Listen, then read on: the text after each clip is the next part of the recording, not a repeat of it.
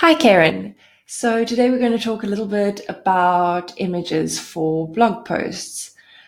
And this screen will be familiar to you now as the post interface. What you do if you want to add an image, you mouse over the post and you get these options: edit, quick edit, trash, and view. So we want to click edit and wait for it to load. Once you're in the edit window, which you will have seen before, I'm going to take you to a place that you may not have scrolled down to take a peek at, and it'll be down the right-hand side here once it's finished loading. I'm just going to hide that for a second. There we go.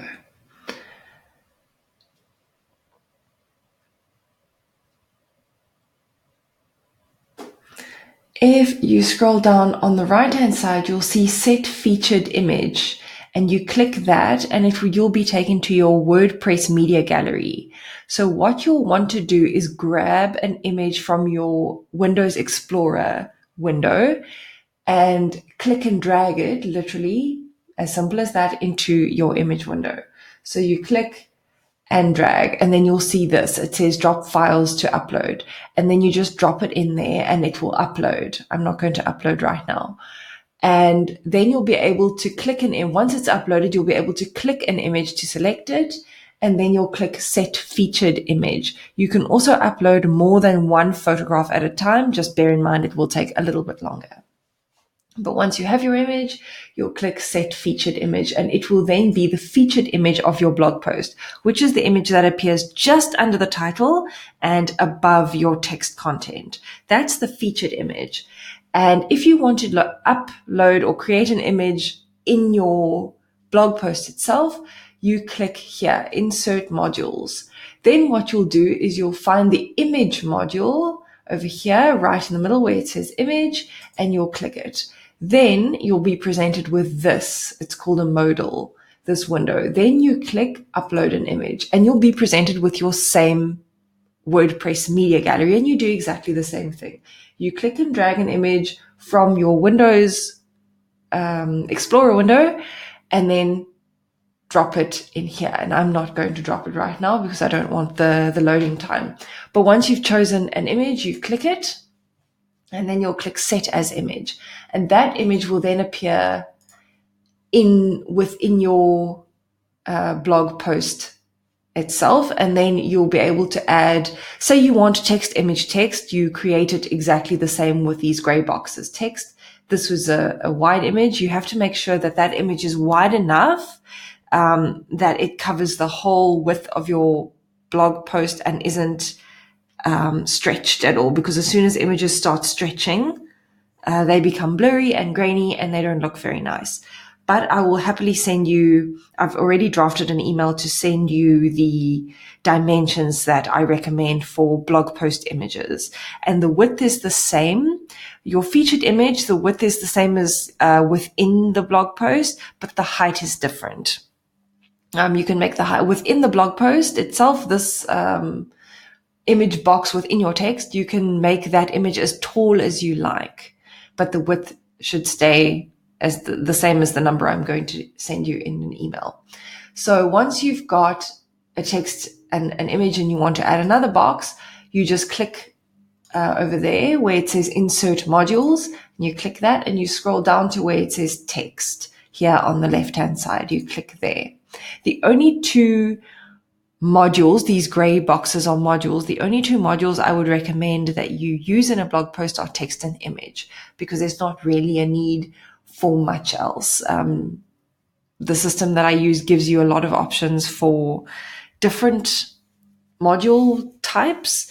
And with a blog post, you're only really going to use text and images unless you want to upload or add a video within your text. And you can do that, but you don't upload the video as such. You upload the video to YouTube, and then you get its image, its URL, its link, and then you put the link in the box. But I will show you how to do that now. And once you've added your text here, this is where the text goes. Right? And then you'll save and exit. Always when you're done with something like this, you click Save and Exit. and then you'll go and update it. But this is your live blog post, so I'm not going to save the changes here. I want to show you how you can, this is just to show you text, image, text. You can do that. If you want to add a video, you scroll all the way down here where it says video. And then it'll ask you for the video or a video MP4 or URL. So you either upload a video, which I don't recommend because a website is not for processing videos. That's what, video hosting space like YouTube is for. We want to save the URL there, and it will then show you, it will almost look like you've uploaded the video to your website where in fact you haven't. It'll show you a YouTube-like box, right? Where the image of the video shows, and then you press, and once you've saved it and published your blog post, on the user side, it will look like the YouTube video is playing essentially on your website. And what is happening, it's just pulling the video from YouTube. Your website is essentially sending a signal to YouTube that says, please play this video here. And the user will click play, and it will play within your website, and the user is not being forced to go to YouTube to see a video. It will be playing within your site, which is good for website traffic retention and time on site. And we want to maximize time on site where at all possible. If a video is useful to your blog post, then you can definitely upload or create one. If a video is not useful to your blog post, you're under no pressure to create one at all. This is merely if you'd like to include a video to illustrate a point that you're making in your blog post. So you can post a YouTube video here. So what I'm going to do is try and find a YouTube video of a song that I quite like, and then copy this and paste it here. And then you'll go save and exit. And then I'm going to update. I'm going to just use this as a demonstration. I will remove this from your blog post when I'm done. But I want to show you that it is possible to add images and basically create a blog post out of more than just one text box, essentially. So what I'm going to do here is click View Post once it is done loading.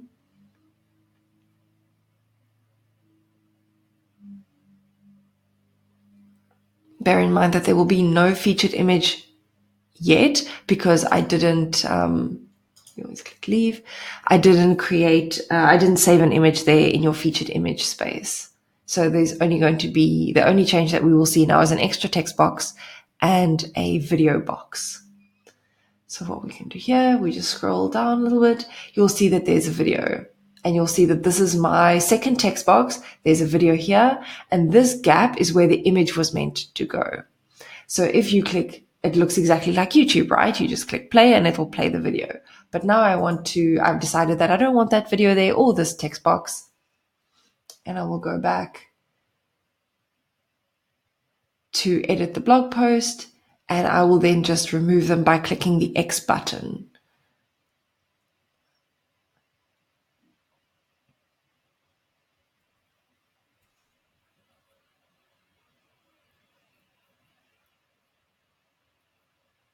All right, just scroll down a little bit and then click X on the video, X on the text, and X on the image, and then update, and your blog post will be exactly the way you left it before I started fiddling. And you just click update and it will save.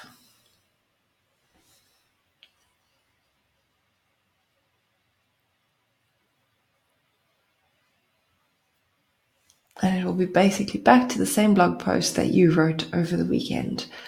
And I think that's it about images. You're more than welcome to post images in your blog post, and I highly recommend it. It's not all about images. This is also what I wanted to say. With images, you need a decent branded image for your blog post, the one at the top anyway, because that featured image is going to be the one that it pulls through onto your blog page. So when you go to housewareconsulting.co.za/blog, it will show you all your blog posts. That's the blog post archive. And in your archive, there will be these little cards that one can click on to view each article. Now, in that little section, it will show you, if you've put a featured image there, it will show you the image from the blog post. That image needs to be designed in Canva and look consistent throughout your blog posts. So you create a template for yourself in Canva and call it blog post template, and have them look the same or as close as possible to each other each time, using your brand colors and the image, the stock library that I've created for you. I just need to upload that to Dropbox and share it with you. And you are more than welcome, obviously, to add images to this library as time goes on, and you definitely will as you find more images online that work for you and are stock quality, high quality images. You'll definitely be adding to your own stock library as time goes on. But what I recommend is creating a template for yourself so that each of your images looks exactly the same, or as close to each other as possible, and you have a branded look for your blog. And that branded image that you will have created in Canva is the one that becomes your featured image. Now, when you have created your Canva image, what you do is you go to tinypng.com. And I use it so often that I almost don't have to type it in anymore. tinypng.com. Once you've got when I create images for website, I always have a folder of big and compressed. This is the original. Big image is the one I save out of my design software. I don't use Canva.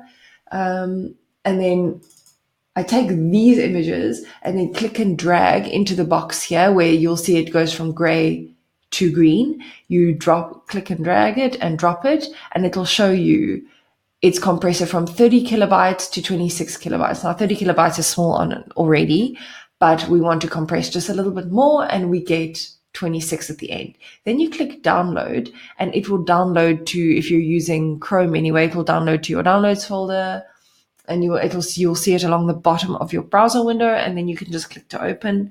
And then you take your compressed image and you save it to the folder with all your blog images, and you replace your original image with this compressed one. And the compressed one is what you upload to your website. You don't upload the full size one. It compresses the file size. What TinyPNG does, it compresses the file size of your image without losing quality. And that's quite important, particularly on websites. We want to save as much space as we can, but still deliver as high quality an image as possible. So that's how you compress, and then you always upload the compressed file to your WordPress media gallery. And I will send you all the links to everything that you need. I know that you already use Canva, so you're familiar with how that works, but I will send you the link to TinyPNG in the email that I'm drafting for you. Excellent. The next video I'm going to create for you is about blog post formatting. Talk soon.